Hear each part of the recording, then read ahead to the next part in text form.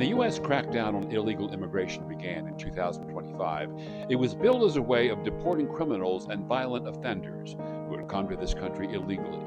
However, almost immediately, those who were seeking asylum under a legally designated process were also being detained and deported, including many of our brothers and sisters in Church of the Brethren congregations. Many of our fellow congregation members are here legally, but the rules have changed in the meantime.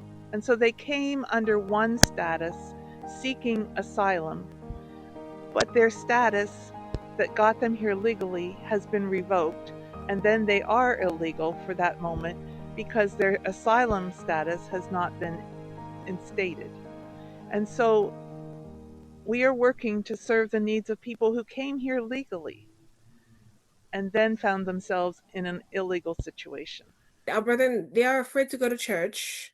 They are unable to go to work. They are unable to go grocery shopping, unable to go to school. A lot of kids are now unable to attend their classes because they don't have the documents. As of the beginning of December 2025, some 20 members of Brethren congregations have been detained in Virginia, Florida, Pennsylvania, Ohio, Nevada, and California, 12 of them deported to countries where conditions were determined to be unlivable, including several from a predominantly Haitian congregation in Florida, pastored by John LaFontaine.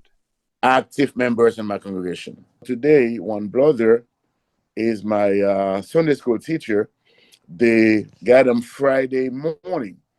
Regardless of how these new brethren arrived here, many of them joined our congregations in part because of our history of support for immigrants and refugees, and the historic brethren commitment to community and mutual support for our members.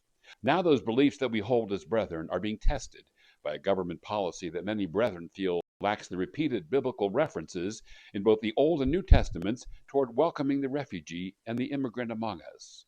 I was a stranger, and you welcomed me, the words of Jesus. The foreigner residing among you must be treated as your native born. Love them as yourself, for you were foreigners in Egypt, from Leviticus. With that in mind, 4 Church of the Brethren districts established and funded a program called the Deportation Defense Response, in conjunction with the church's Intercultural Ministries Office and On Earth Peace, to help our brothers and sisters caught up in this legal nightmare of fear and uncertainty. In addition to offering education and prayer support for our brothers and sisters, On Earth Peace also invited brethren to contribute toward a legal and mutual aid fund to support those brethren who have been arrested, with grants to help cover legal expenses and provide financial support for families who have lost income when someone is detained and deported.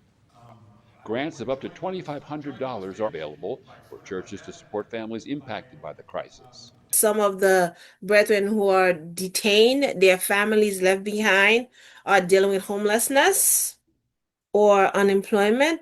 So the churches that are helping in that sense request support to add to what they need.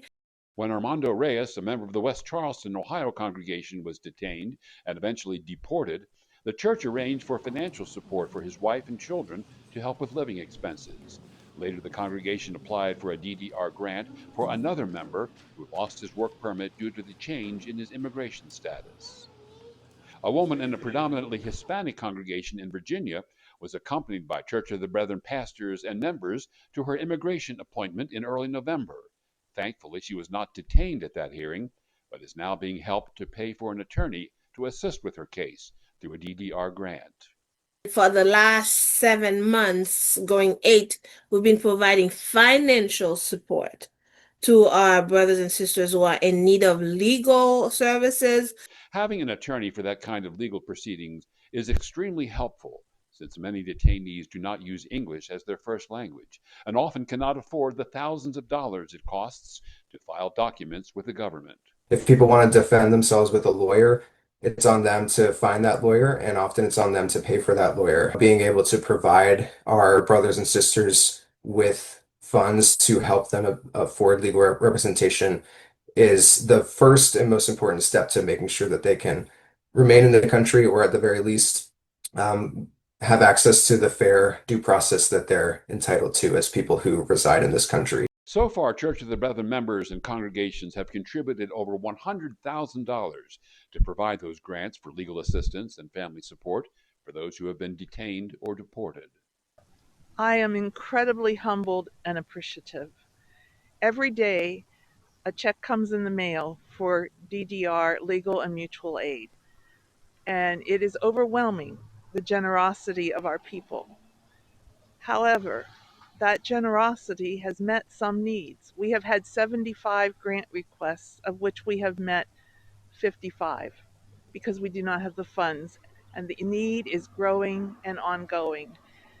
On Earth Peace has challenged us to raise $150,000 more dollars, making us meet $250,000 for aid. So we are now starting on our second chapter of fundraising because we need your support to continue helping and supporting the immigrants among us, our sisters and brothers in faith. The way our brothers and sisters from the Church of Brethren have opened their hearts to help financially and being a voice as well, my heart is really warmed to what we are truly doing as a church. Contributions can be made online or mailed to the Atlantic Southeast District, DDR, in the memo line. Because it makes the difference between food on the table or an empty dish for children. It means the difference between going to court by yourself or with legal support. It makes a difference, and we are grateful for your contributions and for your support.